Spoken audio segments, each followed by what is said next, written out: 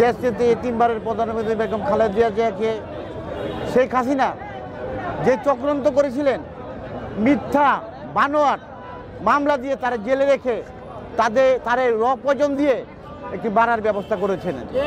তো আল্লাহ আমাদের বাংলাদেশের জনগণের দোয়া, আমাদের দেশ থেকে বেগম খালেদা জিয়া আজকে আল্লাহর রহমতে চিকিৎসাধীন অবস্থায় আমাদের ভারপ্রাপ্ত চেয়ারম্যান জনাব তারেক রহমানের বাসায় ছিলেন।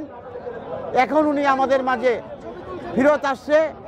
আমরা বাংলাদেশের পক্ষ থেকে, বাংলাদেশের জাতীয়বাদী দলের পক্ষ থেকে, বাংলাদেশের জনগণের পক্ষ থেকে আমরা তার দীর্ঘ কামনা করি এবং যাতে সে আবার বাংলাদেশের যে উন্নয়ন উনি করেছে আবার জনগণের জন্য, বাংলাদেশের জনগণের জন্য আবার ওই ধরনের উন্নয়ন করতে পারে। এবং আমাদের ভারপ্রাপ্ত চেয়ারম্যান জনাব তারেক রহমান শীঘ্রই বাংলাদেশে আসবে ইনশাল্লাহ। এই বাংলাদেশকে আবার সুসংগঠিত করে আমাদের এই বাংলাদেশকে সিঙ্গাপুর এবং মালয়েশিয়াতে উন্নত করবে ইনশাল্লাহ। আমাদের ভারপ্রাপ্ত চেয়ারম্যান জনাব তারেক রহমান এই বাংলাদেশের প্রধানমন্ত্রী হবে ইনশাল্লাহ।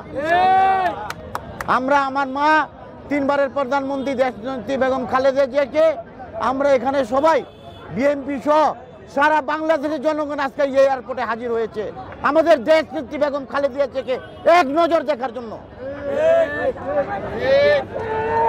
তো আজকে আপনাদেরকে আমরা ধন্যবাদ জানাই। আমাদের নেত্রীর জন্য আপনারা সবাই দোয়া করবেন।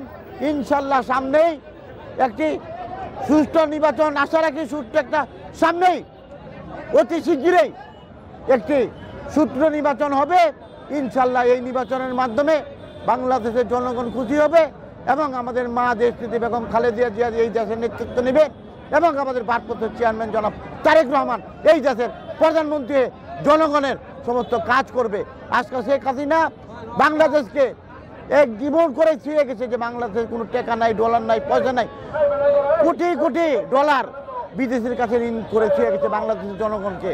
আজকে আবার আল্লাহ তরফ থেকে শেখ হাসিনার মাথা ঠাট্টা পড়ছে।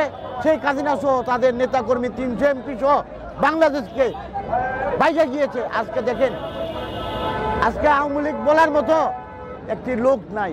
এতই অত্যাচার তারা করেছে যে ডর ভয়ে যে আমরা এত অত্যাচার করেছি, এত মানুষের মারবুক খালি করেছি, এই জন্য তারা কোনো আওয়ামী লীগের নেতাকর্মী বলতে সাহস পায় না যে আমরা আওয়ামী লীগের নেতাকর্মী।